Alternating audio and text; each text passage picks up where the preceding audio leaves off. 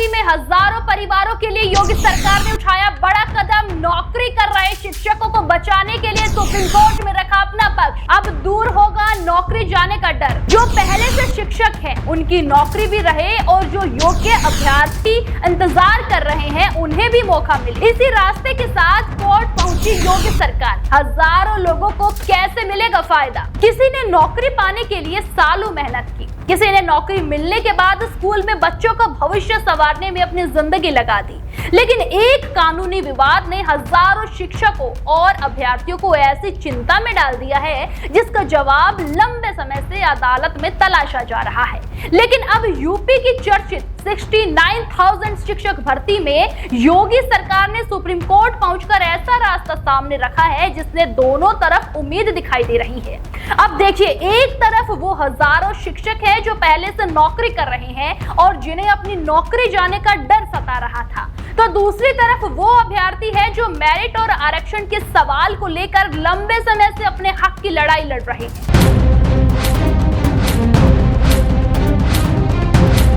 नमस्कार, मैं हूं आपके साथ बबली। योगी सरकार ने कोर्ट में हलफनामा दाखिल कर कहा है कि पहले से नौकरी कर रहे शिक्षकों को हटाना ना जाए और संशोधित मेरिट में जो नए अभ्यर्थी योग्य पाए जाते हैं, उन्हें खाली पदों पर नियुक्ति देने का रास्ता देखा जाए। यानी कि सरकार ने एक साथ दोनों तरफ के लोगों को राहत देने वाला फॉर्मूला कोर्ट के सामने रखा है। दोस्तों, अब अंतिम फैसला सुप्रीम कोर्ट को करना है, लेकिन इस कदम ने हजारों परिवारों के बीच एक नई उम्मीद जरूर पैदा करती है। दरअसल ये मामला आज का नहीं है। 69,000 सहायक शिक्षक भर्ती पिछले कई सालों से उत्तर प्रदेश की सबसे ज्यादा चर्चा में रहने वाली अभ्यर्थियों में शामिल है। देखिए, भर्ती हुई, शिक्षकों को नियुक्ति भी मिली, लेकिन इसके बाद आरक्षण और मैरिज को लेकर ऐसा विवाद खड़ा हुआ कि मामला अदालतों तक पहुंच गया। समय बीतता चला गया और इसके साथ नौकरी कर रहे शिक्षकों की चिंता भी बढ़ती चली गई। उन्हें डर था कि अगर नई मेरिट सूची बनी तो कहीं उनकी नौकरी पर संकट ना आ जाए। तो वहीं नियुक्ति से बाहर रह रहे कई अभ्यर्थी लगातार दावा कर रहे हैं कि भर्ती में उनके साथ सही तरीके से नियम लागू नहीं हुए हैं और उन्हें उनका हक मिलना ही चाहिए। दोस्तों, सरकार ने सुप्रीम कोर्ट के सामने कहा है कि साल 2020 में भर्ती होने के बाद स्कूलों में सेवा दे रहे 67,867 शिक्षकों की नौकरी सुरक्षित रखने का रास्ता निकाला जाए। इसके साथ ही सरकार ने उन अभ्यर्थियों की बात भी रखी है जो अभी नियुक्ति का इंतजार कर रही हैं। अगर संशोधित मेरिट सूची में कोई नया अभ्यर्थी योग्य पाया जाता है तो उसे उपलब्ध खाली पद पर नियुक्ति देने की बात भी कही गई है। दोस्तों, सरकार ने 8,270 ऐसे अभ्यर्थियों की संशोधित सूची भी कोर्ट के सामने रखी है जो इस समय नौकरी में नहीं है। यही इस पूरे मामले का सबसे अहम हिस्सा माना जा रहा है, क्योंकि अगर अदालत सरकार के रखे रास्ते पर सहमत होती है तो पहले से नौकरी कर रहे शिक्षकों को और नए योग्य अभ्यर्थियों दोनों को ही राहत का रास्ता निकल सकता है।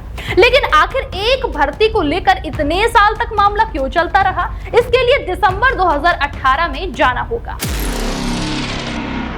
उत्तर प्रदेश सरकार ने 1 दिसंबर 2018 को 69,000 सहायक शिक्षकों की भर्ती का विज्ञापन जारी किया था। जनवरी 2019 से परीक्षा हुई। उसके बाद कट ऑफ को लेकर विवाद शुरू हो गया। सामान्य वर्ग के लिए 65% और आरक्षित वर्ग के लिए 60% न्यूनतम अंक तय किए गए। मामला अदालत तक पहुंचा और बाद में सुप्रीम कोर्ट ने इसे कट ऑफ को सही माना। इसके बाद जून 2020 में चयन सूची जारी हुई और 69,000 से ज्यादा अभ्यर्थियों को नौकरी मिली। कहानी यहाँ खत्म हो जानी चाहिए थी, लेकिन असली कानूनी लड़ाई इसके बाद और भी तेज हो गई। आरक्षित वर्ग के कई अभ्यर्थियों ने आरोप लगाया कि भर्ती में आरक्षण को सही तरीके से लागू नहीं किया गया। सवाल उठाया गया कि आरक्षित वर्ग के जिन अभ्यर्थियों ने सामान्य वर्ग के बराबर अंक हासिल किए, उन्हें किस श्रेणी में जगह मिलनी चाहिए थी। इसी सवाल ने पूरे भर्ती को एक लंबे कानूनी विवाद में बदल दिया।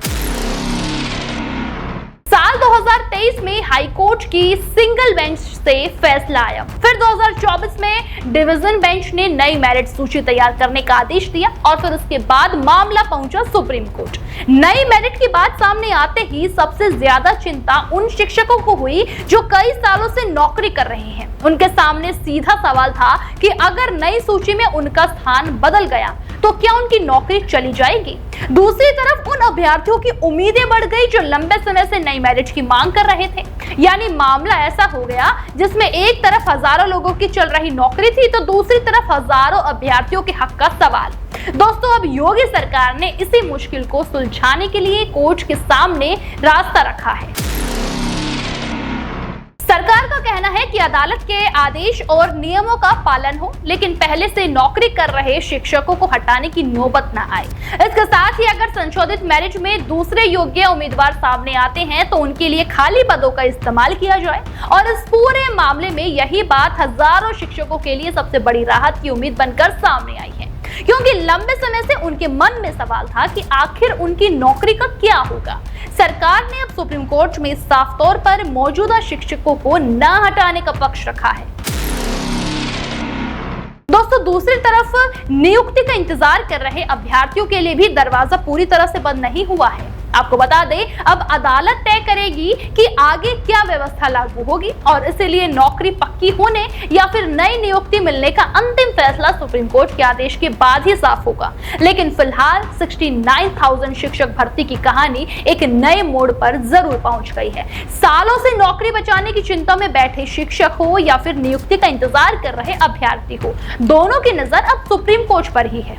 योगी सरकार ने ऐसा रास्ता सामने रखने की कोशिश की है जिसमें किसी पुराने शिक्षक का रोजगार भी ना छिने और योग्य नए अभ्यर्थियों का हक भी ना रुके। अब सबसे बड़ा सवाल यही है कि क्या सुप्रीम कोर्ट इस रास्ते पर मोहर लगाएगा? अगर ऐसा हुआ तो सालों से चली आ रही 69,000 शिक्षक भर्ती परीक्षा की लड़ाई में हजारों परिवारों को बड़ी राहत मिल सकती है और लंबे समय से चले आ रहे इस विवाद के खत्म होने का रास्ता भी खुल सकता है।